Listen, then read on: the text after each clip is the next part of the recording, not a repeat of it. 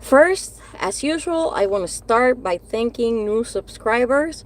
We have had some new subscribers that are out of the country. So thank you for your support.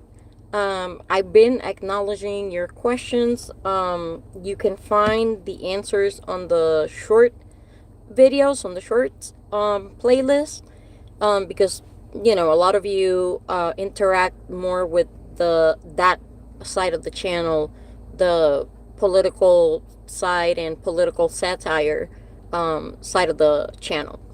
But here, we are here for neurodivergent people and the amazing people that care for them.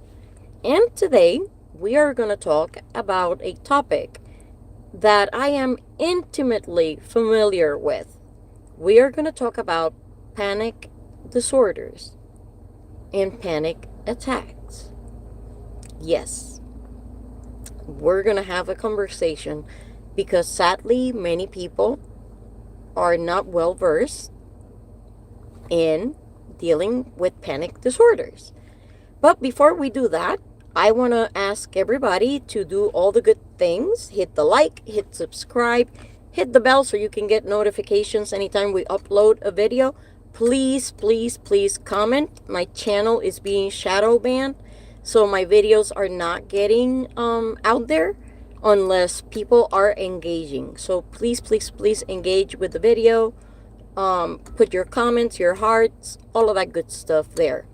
Also, I want to remind you that I'm posing a challenge to the subscribers on the channel. As you all know, my nephew is on the autism spectrum, and he has not have a lot of productive change with traditional therapies. We live in a state that does not cover the cost of his current therapies. He is seeing a music therapist that specializes with patients with autism. So he's not there to learn music or learn how to play an instrument or have fun and learn songs, learn how to sing. It's not about that. For my nephew, music is his life. That is the way he navigates the world. That is the way he regulates his nervous system. That therapy is what's allowing him to thrive and come out of his shell and start developing some independence. And it's given the parents much needed support and momentum to continue providing him the tools for him to thrive. So in the description, oh, I got one of my top fans that joined. Thank you for joining. I'm not seeing the name, but thank you for joining the live. So yeah, so on the description, you're gonna see the GoFundMe link. Whoever donates the most, please, whoever donates the most, I promise that I will purchase a merch item from your favorite content creator. I don't care if it's here in YouTube or in any other platform, but I am setting up a challenge. Go to the GoFundMe link. Whoever donates the most between today and tomorrow at this same time, I commit myself, I promise that I will purchase a merch item from your favorite content creator. So get to the video description, get to the GoFundMe link, and help my nephew get the therapy that he so deserves. This little boy is a ray of light, and the fact that we live in a country where health is luxury is a travesty. And no, I wouldn't want to ask people for help, but that's where we're at. We are only trying to get enough so that he can have 2 therapies a week. So anyway, that's that. The challenge is out there. So again, if you want some free merch, get to the GoFundMe link and start donating. If you don't really care, thank you for hate watching. It helps the algorithm, and it speaks volumes to who you are. Hello, Marcelli,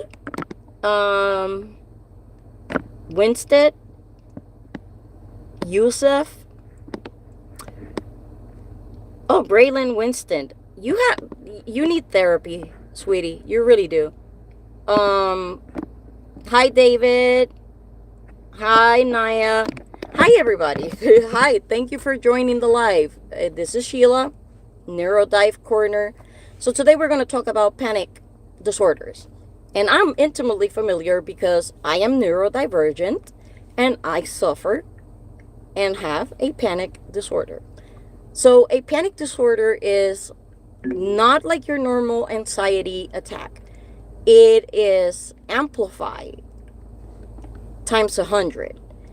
It is actually a feeling of existential threat, fear that you either get paralyzed or you feel like you need to bolt and jump out of your skin and run, and it feels like you're dying.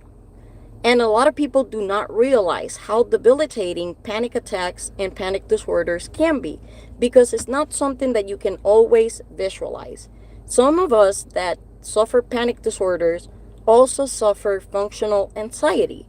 So we are always in fight or flight mode. Our cortisol levels are extremely high and our body does not know how to relax.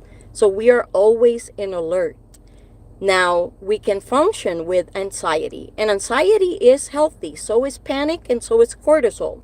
It's what kept cavemen alive, is your body's way of letting you know that there's a threat and you need to react. The problem is when your body does that without a specific trigger and out of nowhere, without any warning or nothing. And let me tell you something, you guys. Panic disorders can kill. So I'm just going to share some tips. If you have somebody in your life that has a panic disorder and you can't relate, you don't understand where they're coming from, because although it is all in their head, that's precisely the problem. Your head manifests everything that happens in your body. So if this is not right, the rest of this is not going to be right. And when you're having a panic attack, again, it honestly feels like you're going to die. So if you want to help somebody with a panic disorder, one of the main things is do not offer advice or techniques if they were not requested. The person having the panic disorder is the expert on themselves. They know what's happening. They know what they need. They just need a moment to negotiate and regulate what's happening in the body. Remember, the body's interpreting this trigger like a life or death situation. Am I still getting the merch? Again, the merch is going to go to whoever donates the most to help my nephew. So go to the description and hit the GoFundMe. Like I said, I promise I will purchase one merch item from your favorite content creator. I don't have a problem with that. My nephew is my life, and I am going to do whatever I need to do to get him his therapy and what he needs. Anyway, so the second tip for somebody that's having a panic attack: your calm presence. That's all they need at that point in time. Calm and reassurance presence. So if you cannot regulate yourself, please remove yourself from the person that's having the panic attack, because people get too comfortable trying to, but breathe, do this, do that, just because it would be more comfortable for them that you get over your panic attack. So if you cannot regulate yourself and provide calm and reassuring presence, let the person know, and move out of the room. Oh, thank you for those of you that are on the chat, and that understand and can relate. So just, when I see the name on the GoFundMe account, then I will do the merch. We can't do it on the chat because I cannot verify who's doing what. But please, guys, stay motivated and help me out. So, again, if you go to the GoFundMe, make sure that you are not anonymous. Leave your name, and we'll go from there. Um, in it, you in the description or in the chat, and if you're in my channel as a subscriber, even better, because then we can definitely communicate. Um, or if not, you can leave a post on the community page. But again, leave your name on your donation. The only person that's going to get one piece of merch from your favorite content creator is whoever donates the most. Anyway, third tip: do not judge the person if the person needs psychotropic medications. Very much how you will not question somebody that needs blood thinners, insulin, I don't know, chemo, whatever. You wouldn't judge somebody because they use their medication. Hold your judgments. Psychotropic medication, anxiety medication, helps the person negotiate severe panic attacks that are crippling and, again, can actually kill. So if the person needs to use medication, please hold your judgment. This is what helps them thrive and function. And my last tip: